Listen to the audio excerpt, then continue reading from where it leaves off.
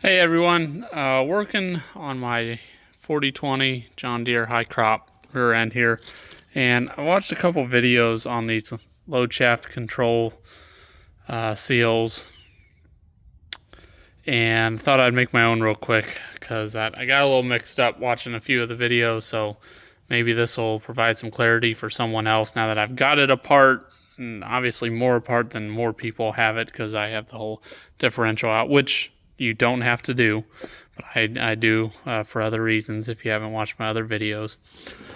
So to start on the outside here, you've got all of this will be assembled. You've got your end cap piece here. This was kind of a pain to get out. I just put the bolt in here this way just so it didn't get screwed up on the bottom. So that thread's in the bottom of this. And getting this cap out was not fun whatsoever.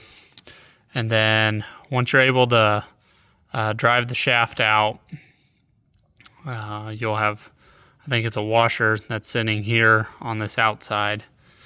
And then behind that is an oil seal, which one of the things that was throwing me off was I'm starting to wonder if these seals had never been replaced on this tractor or not for a long time. Because unlike this type of seal, mine was all rubber. Here's the old one. It was in there pretty good. And same thing, so behind that is the bushing, and my bushing was just metal, nothing else to it, versus the new ones, they have a groove in them for this O-ring. So I'm obviously about to put this back together, but one more thing. So when you go to put it back together, it's important that when you put the shaft in that you do it gently, because this is your arm here that is down in here. Obviously it's beside the differential. Sorry, the lighting's not great, but it sits down in there. You can see this square cut out here. That is what that shaft goes through.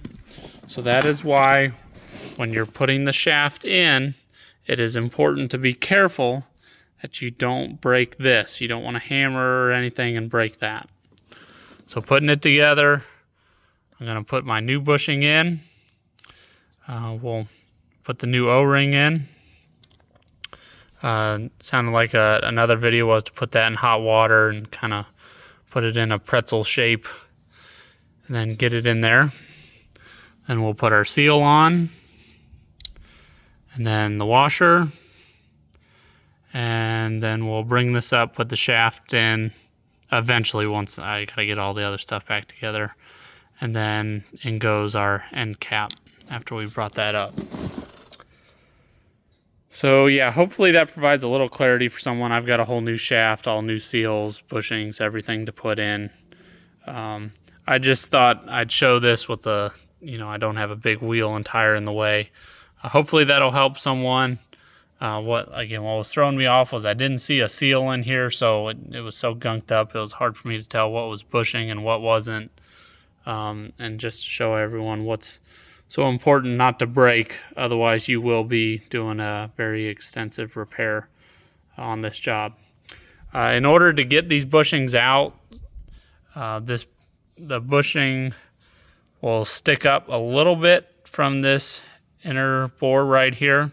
So just get like a long piece of rebar, and you can drive them out, one from each side. So that's the best I got. Let me know if this helps anyone, or if there's something else that I can clarify down in the comments. So working your way out, bushing with an O-ring, at least the new style, seal, washer, put your shaft in, outer cap. Be careful with that. Have a good day.